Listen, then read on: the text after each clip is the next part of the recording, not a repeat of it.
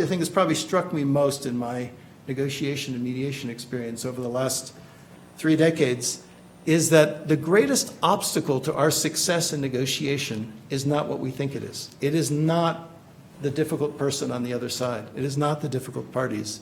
It's actually right here. It's ourselves. It's in our own very human, very natural tendency to react. In other words, to act without thinking. As Ambrose Bierce once put it, when angry, you will make the best speech you will ever regret.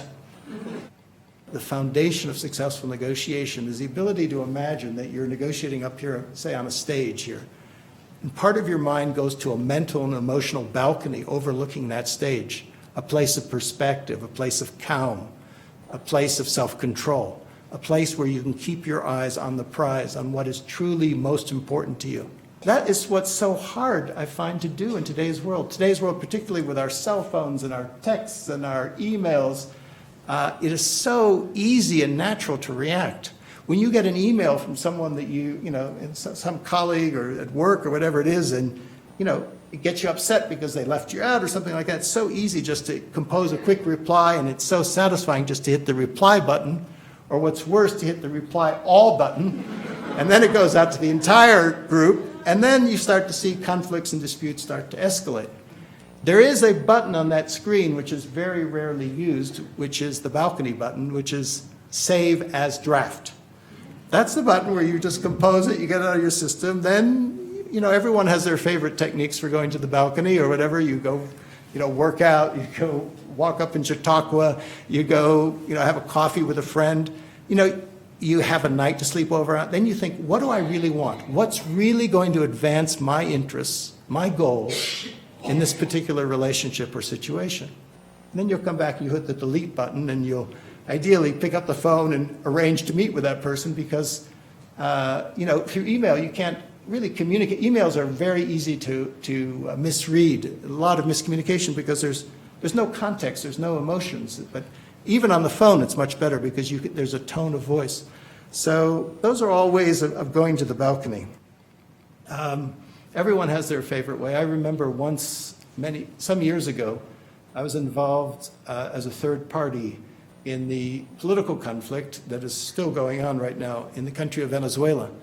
And at one point in my work in Venezuela, which was about 10 years ago, I had a meeting with President Chavez, Hugo Chavez, the president of Venezuela, and it was a time when there were 1 million people on the streets of Caracas demanding his resignation and 1 million people on the streets supporting him, the Chavistas and the anti-Chavistas.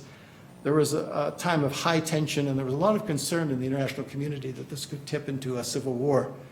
And anyway, I'd had a couple of meetings with him, and this time I went in to see him, and he liked to meet at night. It was 9 o'clock at night, and I waited patiently. It was 9:30, 10, 10:30, 11, 11:30, midnight. Finally, I'm ushered in to see the president, and I expect to find him alone at that hour, but he's actually got his entire cabinet arrayed behind him.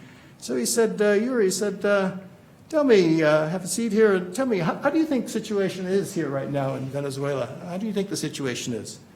And I thought, well, I said, Mr. President, I've talked to some of your government ministers here, and I've talked to the other side, and it seems to me that they're making some progress.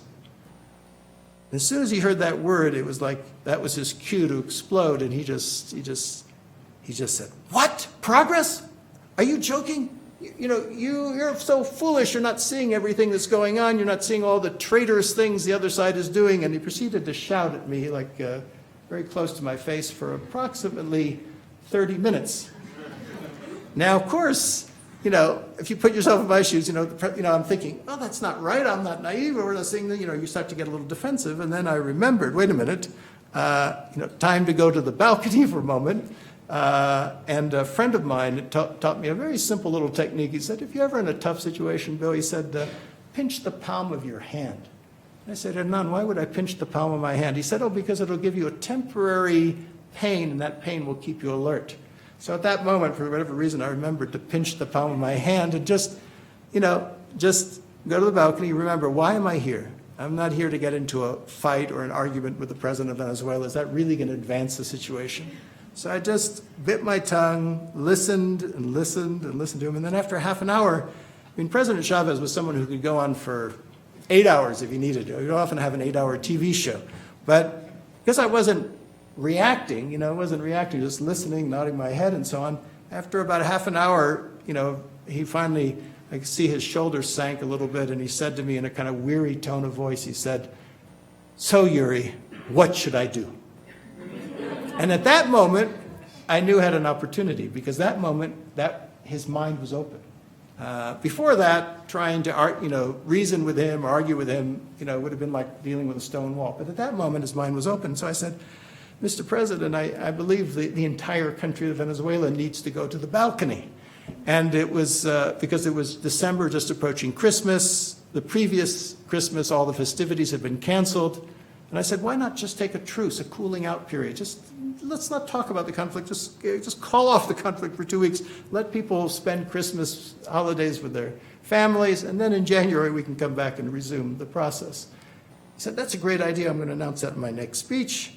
And then he said to me, his mood had entirely changed, and he said to me, I'm going to travel around Venezuela over Christmas, and I'd love for you to come with me and see the country. And then he thought, wait a minute, you're a neutral. Maybe it's not so good for you to be seen in my company all the time. But he said, but no problem, I'll give you a disguise. But in any case, what I learned from that was perhaps the greatest power that we have as negotiators is the power not to react. It's the power not to react, to go to the balcony instead.